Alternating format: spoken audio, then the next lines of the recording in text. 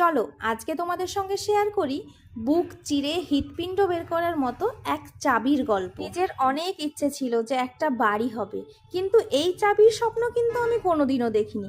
চাবিটা যে নিজে থেকেই আমার হাতে চলে আসবে এটা তো আমি ভাবিনি।